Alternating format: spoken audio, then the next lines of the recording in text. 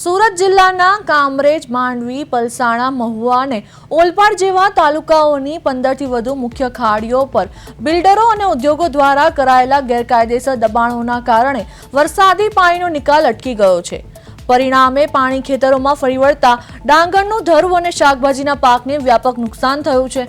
આ પરિસ્થિતિને પગલે ખેડૂત આગેવાન જયેશ પટેલે સરકાર સમક્ષ ખેડૂતો માટે વિશેષ પેકેજની રાહત અને બિયારણ સહાયની માંગ કરી છે।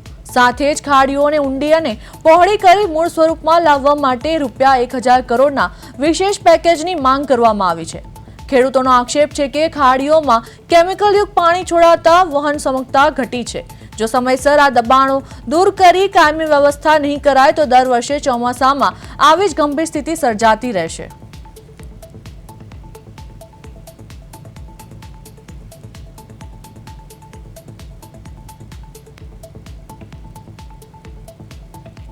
शहर में खाड़ी माटे जे रीते 500 करोड़ रुपया की फाळवणी सरकारे करी छे एनाथी पण सविशेष नुकसान जिल्लाना खेडूतोने थयुं छे। आ खाड़ीओमां केमिकल वाळुं पाणी छोड़ीने ते जीवंत खाड़ीओ छे एना आज निर्जीव करवामां आवी छे।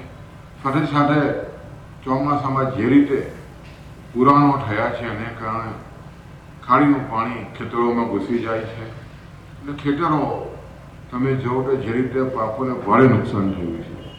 ઓલપાડની વાત કરીએ તો ઓલપાડમાં સાયામાં પણ જે પૂર આવ્યું એનું મુખ્ય કારણ ખાડીને કારણે થયું છે। એટલે સરકારશ્રીને અમે વિનંતી કરી છે કે સુરત શહેરમાં ખાડી માટેની જે 500 કરોડની જોગવાઈ કરી છે એવી જ જોગવાઈ સુરત જિલ્લાના જે 4 તાલુકા છે એના માટે જે ખાડીઓ જઈ રહી છે, પુરાણો થઈ રહ્યા છે જે રીતે બિલ્ડરોએ એની પર અતિક્રમણ કર્યું છે એને દૂર કરીને અને ખાસ કરીને આ ખાડીઓને ઊંડી કરવામાં આવે